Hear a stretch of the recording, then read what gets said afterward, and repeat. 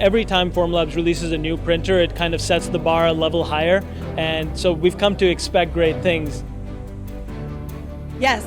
We took a picture with it like right away. We're so excited. I need one. That's the kind of definite thing. You've made changing the LPU out like changing oil in the car when, I've used it a lot. I've had the system on the floor for years. So it's simple as doing that. I think the surface quality is certainly better than the Form 2. The parts, they look like real smooth.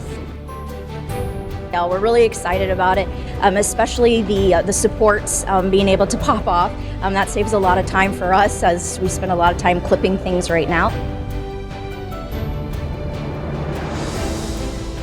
And I think if I have a tool like that, once I have it and I have a little experience, I'll find a lot of uses for it.